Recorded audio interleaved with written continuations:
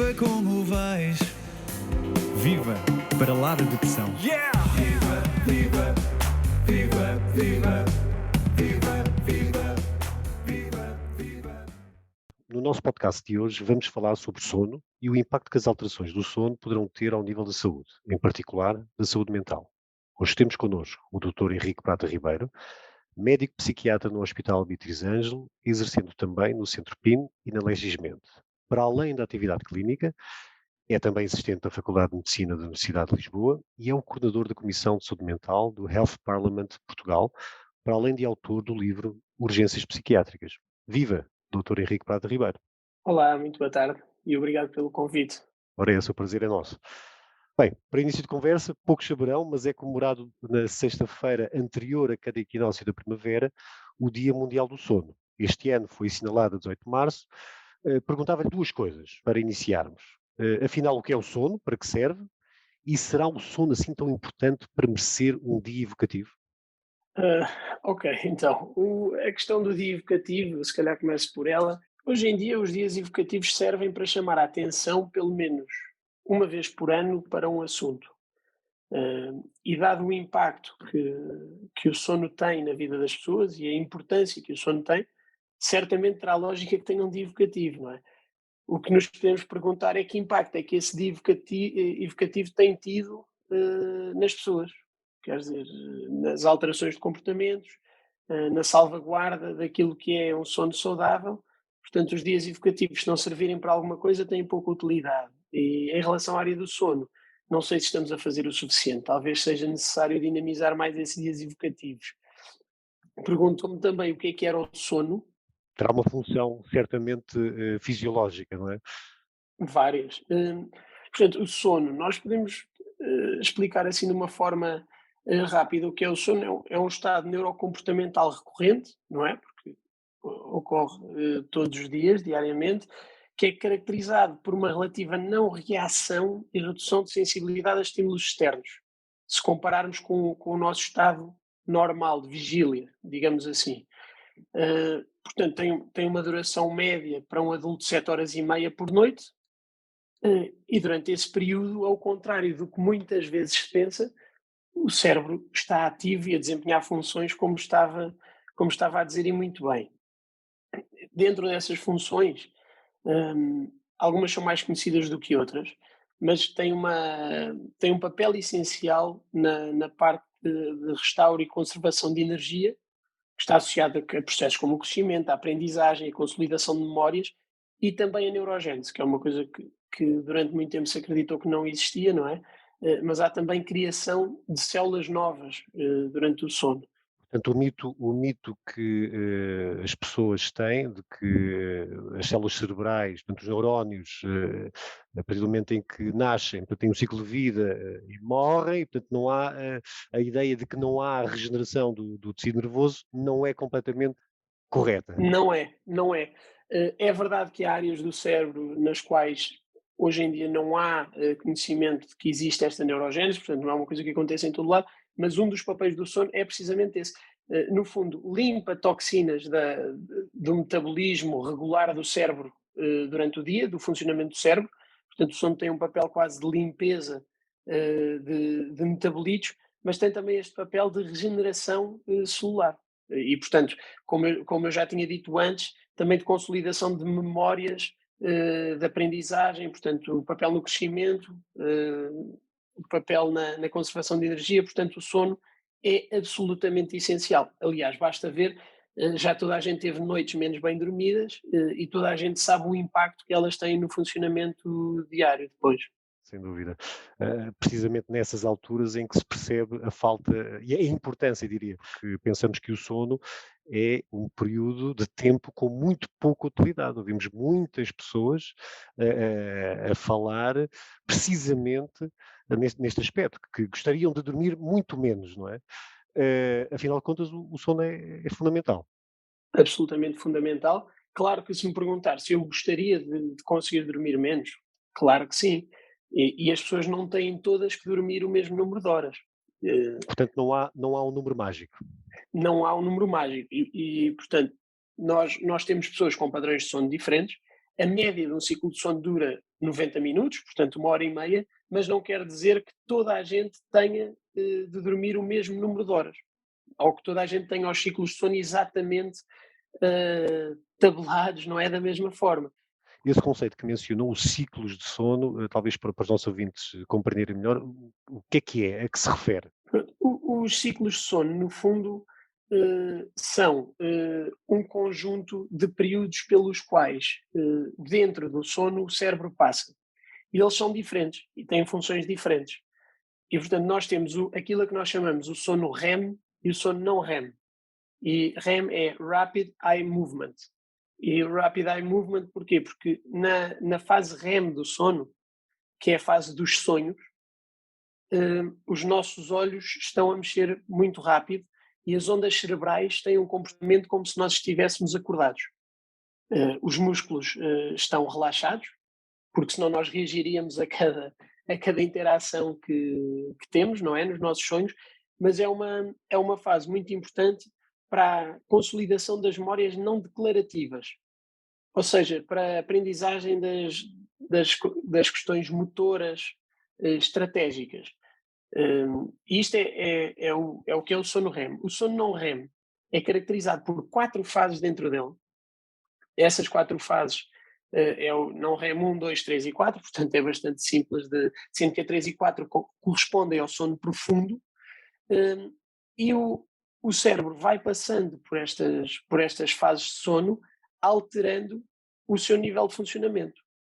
E, portanto, a atividade cerebral vai ficando mais lenta, as ondas cerebrais detectadas são diferentes, a amplitude das ondas muda, não é? Nós fazemos eletroencefalogramas quando fazemos monitorizações do sono das pessoas para ver os padrões, não é? Os tempos que passam em cada fase, e a fase de sono profundo, a fase não REM 3 e 4, são muito importantes para a consolidação de outro tipo de memórias, portanto das memórias declarativas, dos factos, dos dados. E como eu estava a dizer, a duração de um ciclo começa na fase 1 do sono não REM, depois progride para a fase 2, 3, 4, fica algum tempo na fase 4, isto depois é diferente o primeiro e o segundo ciclo dos outros, mas regra geral, esta parte do sono não REM é a primeira, e depois o sono vai gradualmente tornar-se mais leve até ir à parte REM em que as pessoas sonham, e depois repete-se o ciclo. E, portanto, estes ciclos têm uma duração aproximada de 1 hora e meia, daí nós dizermos que o adulto médio deve dormir as 7 horas e meia, que são então os 5 ciclos. Muito bem. E será, presumo, fundamental preservar esta arquitetura intrínseca do sono para que o sono seja efetivamente reparador. Exatamente.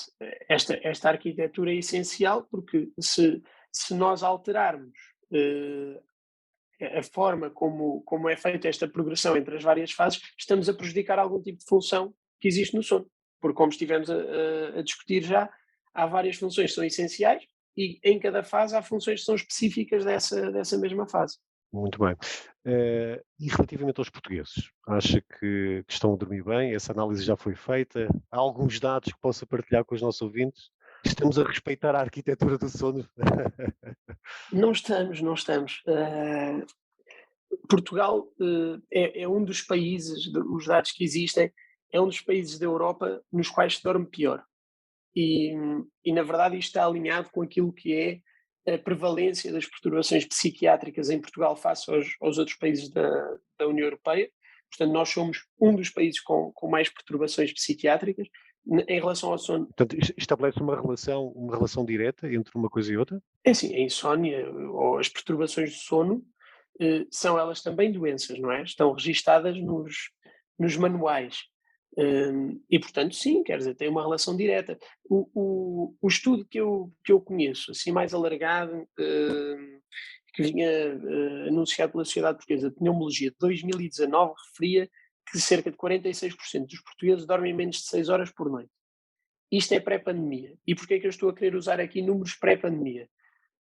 Há outros estudos, aliás, um dos estudos que avaliou o sono dos portugueses durante a pandemia é meu, eu sou um dos autores, hum, e nesse estudo nós concluímos que durante o período que nós avaliámos parecia haver um aumento de sintomas face àquilo que era esperado. Eu não estou a ir buscar números mais recentes, porquê?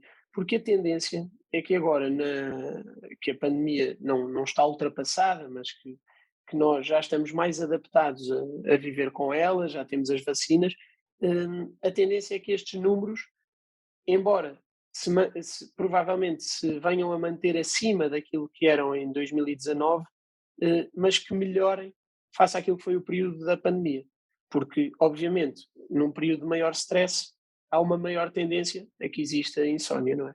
Portanto, o que esse estudo documentou, foi então uma associação entre, a ansiedade que decorreu, portanto, da fase pandémica, e o impacto em termos de sono ou insónia. Foi esta a associação?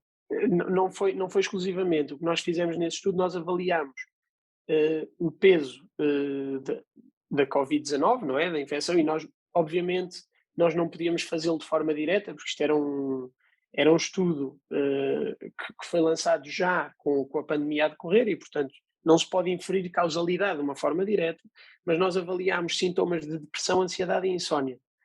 E o que verificámos é que, pelo menos naquela fase, isto foi na fase inicial do estado de emergência, havia um aumento de sintomas.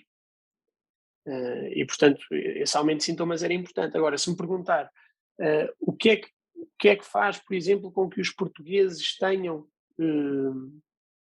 mais insónia ou tenham níveis de insónia superiores aos do resto da população europeia? Nós, na maior parte destas questões relacionadas com a psiquiatria, temos de considerar vários tipos de fatores, e uns são fatores genéticos e outros são fatores ambientais.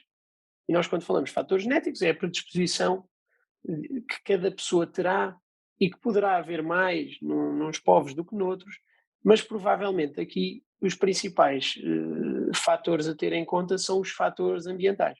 Estes fatores ambientais, nós podemos ir, quer dizer, o sedentarismo, no qual Portugal também está no topo, nos estudos que têm saído, as dificuldades que há em conciliar a vida de trabalho com a vida social e com a vida familiar, as dificuldades que existem na obtenção de uma alimentação saudável, regrada, e eu acho que tudo isto, no fundo, vai dar ao mesmo lugar, que é à pobreza.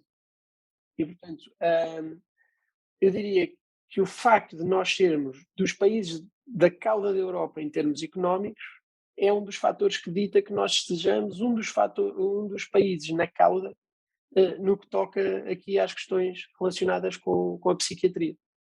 Porque são situações que geram stress, são situações que fazem com que as pessoas não possam ou não tenham tempo para se dedicar, por exemplo, ao exercício físico, a uma alimentação saudável, e cortando estes acessos, fazendo com que as pessoas tenham de trabalhar horas intermináveis para tentar dar às suas famílias o conforto que querem, e também a frustração às vezes não conseguirem, faz com que as pessoas sintam esse aumento do stress, que predispõe obviamente depois ao aparecimento de doença psiquiátrica pela pressão que causa no cérebro.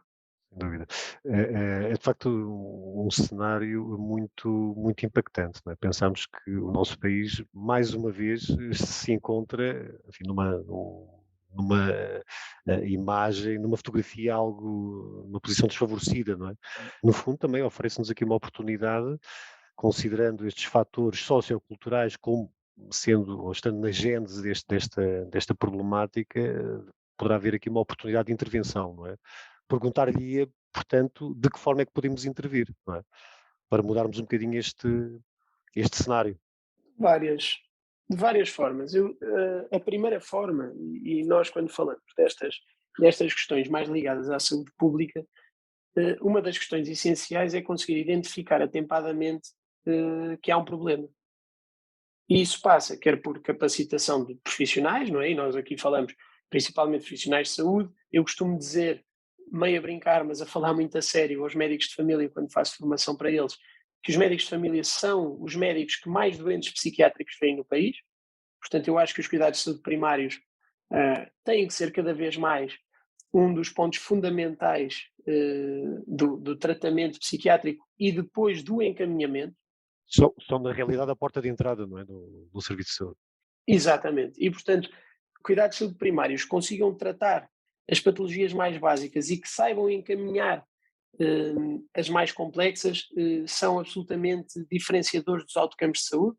Depois, capacitação também para a área da prevenção de outros profissionais, por exemplo, nas escolas, ter professores ou funcionários com formação específica para identificar crianças em risco, mas contacto com a população geral. Informação, informação, informação. Porque se nós levarmos informação às pessoas, quebramos o estigma e fazemos com que as próprias pessoas consigam sinalizar alertas. E, portanto, se as pessoas estiverem atentas a sinais, vão procurar a necessária ajuda para os resolver.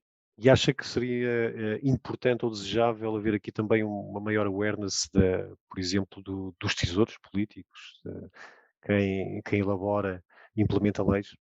Não há maneira de nós chegarmos à população geral sem que haja esse contributo da sociedade como um todo.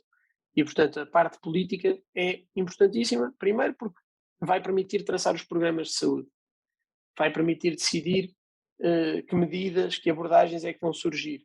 E depois porque muitas vezes será também do sistema público que o financiamento e a articulação para estas campanhas de sensibilização vai surgir e destas formas de educação da população. Muito bem. Descendo aqui agora um pouco à terra, e tivemos aqui a analisar um pouco o contexto macro, voltando um bocadinho à base, à patologia no fundo, mencionou de facto a importância do sono para uma boa saúde mental, penso que isso ficou muito, muito claro para os nossos ouvintes. Existe uma relação entre insónia e depressão, podemos afirmá-lo? Eu sei que o estudo tentou inferir sobre esta matéria, mas já se conhecia esta associação? Não podemos, e está muito bem documentado, até em relação à depressão em concreto e à insónia. Nós aqui, quando falamos do sono, eu quero só explicar isto, que para mim é uma das questões essenciais. Nós, quando falamos do sono e nas perturbações do sono, nós temos de pensar que o sono não é uma área específica da psiquiatria. Portanto, na área do sono trabalham psiquiatras, trabalham neurologistas, trabalham pneumologistas, até otorrinolaringologistas. Portanto, é uma área que tem múltiplas especialidades médicas que se relacionam com ela. E porquê? Porque nós aqui, e obviamente a partir daqui falaremos mais de insónia, porque é aquilo que os psiquiatras mais tratam, não é? Que pode ser crónica ou de curta duração, mas depois há perturbações respiratórias relacionadas com o sono, já todos ouvimos falar da apneia do sono, não é? Há apneias centrais, há outras, há perturbações do movimento relacionadas com o sono, há parassónias, quer dizer, são perturbações que têm eventos comportamentais ou motores mais complexos durante o sono, mais ao adormecer e ao acordar. Toda a gente também já ouviu falar do sonambulismo ou dos terrores noturnos que às vezes as crianças têm, os pesadelos estão aqui incluídos. Quer dizer, é importante ter estas noções, as hipersónias de origem central, que causam hipersonolência diurna e que não são atribuídas a outras perturbações do sono, perturbações do ritmo circadiano, e portanto, todas estas fazem parte do sono. Quanto à insónia e à depressão, é uma relação antiga, digamos assim, conhecida, muito descrita. Nós temos de pensar que cerca de 50% dos doentes que sofrem de insónia sofrem de outra perturbação psiquiátrica. E depois, dentro desse espectro, há ainda doentes que têm propensão a desenvolver outro tipo de perturbações associadas às perturbações do sono que não são psiquiátricas. Portanto, podemos estar a falar de hipertensão, podemos estar a falar de diabetes, ou seja, não é só a área da psiquiatria que é afetada pela questão da insónia. Quanto à depressão em geral, é uma relação bilateral. E nós, hoje em dia, cada vez mais, há esta noção de que, tratando uma delas, muitas vezes conseguimos mitigar os sintomas da outra. Isto quer dizer que elas estão interrelacionadas. A depressão e a insónia ocorrem numa grande percentagem das vezes de forma concomitante, hum, e o objetivo deve ser tratar as duas, mas sabendo nós que tratando apenas uma delas temos impacto na outra. Mas devemos na mesma, só para ficar claro, devemos na mesma tentar tratar as duas, porque o outcome é melhor.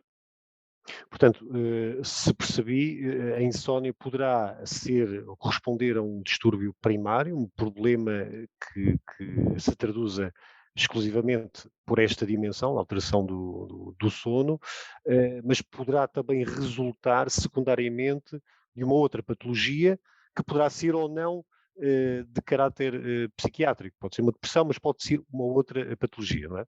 Certo, mas curiosamente, e ainda bem que usou essa terminologia do primário e secundário, essa terminologia foi recentemente abandonada de forma propositada, porque a relação é tão próxima, é uma questão tão bilateral, que deixou de se definir a insónia como primária ou secundária para passar a definir-se só como crónica ou aguda, ou de curta duração. E isto mostra a importância que se passou a dar também no mundo da psiquiatria à questão da insónia, porque em vez de a tornar secundária a outras patologias, é dar-lhe a mesma relevância que as outras patologias têm. Isto é um passo importante. Sem dúvida. E a partir de que altura, isto temporalmente, é que vamos considerar uma insónia crónica? A insónia passa a ser crónica aos 3 meses, se persistir durante 3 meses. E, obviamente, estas insónias têm impacto funcional, não é? Uma das grandes questões aqui com as perturbações psiquiátricas, quando nós falamos, forma mais fácil de uma pessoa que se esteja a perguntar se deve ou não dirigir-se a um médico, a forma mais fácil de o pensar é através do impacto funcional que tem. Muito bem. E de que forma é que podemos prevenir, portanto, esta alteração do sono, a insónia? A que estratégias é que podemos recorrer? Há várias. Talvez a rotina de sono saudável, vá, aquilo que muitas vezes se chama a higiene de sono, acaba por ser o mais fácil de, quer dizer, não é assim tão fácil de cumprir, mas o mais básico para conhecer, portanto, desde reduzir a ingestão de líquidos antes de dormir, manter um horário de sono regular, tentar dormir pelo menos 7 horas por noite, estabelecer uma rotina relaxante para dormir. Portanto, nós aqui falamos muito do conceito de sleep nest, os ingleses têm este termo, que é uma área na qual a pessoa antes de se deitar faz o final do seu dia já sem ecrãs, já sem grandes estímulos. Para as pessoas que têm mais dificuldade em dormir por pensamentos mais ansiosos, para pensar no que tem para fazer no dia seguinte e o que é que fez no dia anterior, para esses pensamentos não aparecerem depois na cama, e a cama só deve servir para dormir e para sexo. Um, e as outras atividades devem ficar fora do quarto. E, portanto, o próprio local onde se dorme, ou seja, um quarto calmo e relaxante, uma temperatura confortável é importante, limitar a exposição ao brilho dos ecrãs, como eu estava a dizer, mesmo neste período de preparação para o sono. Todo o resto, depois, o exercício físico regular, moderado, a alimentação saudável, tudo isto tem impacto. No fundo, um sono saudável vem de estilos de vida saudáveis. Ainda no outro dia estive a explicar isto a uns amigos que estavam a dormir mal. Café depois das 3 da tarde, ou depois da hora de almoço, é um fator de risco. E, portanto, é uma das coisas que se pode tentar reduzir, e em Portugal nem sempre é fácil, não é? Porque é o hábito de tomar cafés ao longo do dia, mas é algo que também afeta o sono, a cafeína. Muito bem. E quando nada dessas estratégias funciona, que soluções é que terá o médico ou o psiquiatra para estas situações?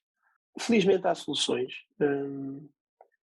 Umas farmacológicas, outras não. A insónia é uma das poucas áreas na psiquiatria na qual, mesmo que esteja já uma perturbação moderada em curso, nós devemos sempre tentar uma linha não farmacológica primeiro, através da terapia cognitiva ou comportamental para a insónia, que são uma espécie de aulas que ensinam as pessoas a dormir, e depois temos as opções farmacológicas que muitas vezes têm que ser utilizadas. E nós aqui temos numa primeira linha as e-drugs, que são fármacos daqueles que hoje em dia tentamos que as pessoas deixem de tomar tanto em Portugal, mas que são fármacos muito úteis durante um período de 6 a 8 semanas e que muitas vezes podem fazer com que a pessoa consiga ancorar a sua hora de deitar, consiga ancorar a sua hora de dormir, restabeleça o seu padrão de sono e depois acabe por não necessitar de ser medicado a longo prazo. Para medicar as pessoas a longo prazo, e aqui nós temos outras opções e temos alguns fármacos que, apesar de estarem classificados como antidepressivos, podem ser dados em dose não antidepressiva e que ajudarão as pessoas a dormir, mas muitas vezes o que é que nós acabamos por fazer? Nas insónias mais prolongadas, como estávamos a falar, em mais de 50% dos casos há outra perturbação psiquiátrica concomitante, ou seja, também presente, nós tentamos dar fármacos que consigam responder quer à necessidade da insónia, à necessidade do sono, quer à necessidade da outra perturbação que estiver presente, que da forma mais comum são a ansiedade e a depressão. Portanto, muitas vezes nós utilizamos antidepressivos com um perfil sedativo para estes doentes. Ou, por exemplo, se forem doentes que tenham uma psicose, utilizar antipsicóticos também com perfil sedativo que permitam aos doentes regularizar o sono. Portanto, temos aqui várias estratégias, farmacológicas, não farmacológicas. Portanto, existem soluções e isso é tranquilizador. Existem soluções e a insónia tem cura, que é outra coisa importante dizer às pessoas. Insónia tem cura, é uma perturbação que as pessoas conseguem ultrapassar. Mencionou há pouco também o excesso do sono, a hipersónia, não é? De facto, entre estes extremos do espectro, portanto, insónia e hipersónia, como é que nós vamos encontrar o equilíbrio, não é? Sendo que desejamos efetivamente um sono que seja regenerador, não é? Assim, cada pessoa vai encontrando ao longo do seu período de vida aquilo que é a sua necessidade em número de horas de dormir. E no início do podcast falámos disto. Há pessoas que vão precisar dormir um bocado mais do que as 8 horas que convencionalmente se fala. Há pessoas que vão dormir menos, há pessoas que dormem bastante menos, há short sleepers, não é? Pessoas que têm padrões de sono reduzido e que simplesmente não necessitam de dormir mais do que aquelas horas. Agora, cada pessoa deve procurar o seu equilíbrio dentro daquilo que se sinta bem, que não a faça perder capacidade ao longo do dia, que não a faça andar cansada, não é? Sentir-se sonolenta. A sonolência diurna é um sinal de alerta importante, não só para a insónia, mas para outro tipo de perturbações. A sonolência diurna é muito comum, por exemplo, na apneia do sono, mas é uma questão individual, neste caso. Para concluirmos a nossa conversa, o que é que pode ou deverá ser feito para melhorar a qualidade do sono dos portugueses e a consciencialização para a importância de que o sono tem, de facto, impacto na saúde global da pessoa e mental, não é? Pronto, eu acho que é um bocadinho, olha, podemos pegar num bocadinho de tudo aquilo que falámos aqui, porque esta questão da consciencialização para a importância da saúde no global é através de informação à população. Portanto, é através de campanhas, é através de literatura que não seja tão focada na área científica apenas e que comunique com a população geral. Melhorar a qualidade de sono dos portugueses é uma questão mais complexa, porque é uma questão que, para mim, Multifatorial. é isso. Vai depender muito de nós conseguirmos sair da situação precária que temos enquanto país, conseguirmos dar condições às pessoas para trabalharem, mas, para além de trabalharem, viverem a sua vida, terem tempo para fazer desporto, para se alimentar de forma adequada, para estar com as suas famílias, portanto, tirar stress de cima das pessoas, se assim quisermos. Portanto, é uma questão muito complexa, não é? E para a qual eu certamente não terei resposta, e depois percebermos em que é que nós temos que atuar, porque a insónia tem os fatores predisponentes, não é? Que podem ser a genética, uma pessoa pode ter mais predisposição do que outra para desenvolver insónia, os fatores precipitantes, que podem ser um exame, um fator qualquer que está a gerar stress do trabalho, mas depois tem os fatores perpetuadores. E onde nós podemos atuar é nestes. Muitas vezes as pessoas têm ideias erradas daquilo que devem fazer para tentar curar uma insónia. tentar corrigi-la. E, portanto, muitas vezes acabam ou por tentar ir para a cama a uma hora certa para tentar dormir às 8 horas, ou fazer exercício físico ao fim do dia para se cansarem bastante, achar que vão dormir mais rápido. Estes são alguns exemplos de ideias erradas que existem em relação ao sono. E, portanto, no fundo, tudo vai dar a isto, que é informação, vontade política e capacidade económica. Acho que é a melhor forma que eu tenho de o resumir.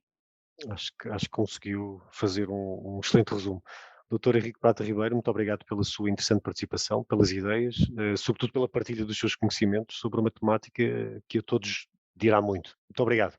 Muito obrigado. Obrigado a quem nos esteve a ouvir. Aproveito para vos convidar a seguir-nos aqui ou em www.vivaparaladepressão.pt, onde encontra informação, notícias e dicas relevantes sobre saúde mental, sem dramas nem preconceitos. E na próxima semana, não perca, novo podcast. Até lá, viva para lá da depressão. Olá, viva, como vais? Viva para lá da depressão. Viva, viva, viva, viva.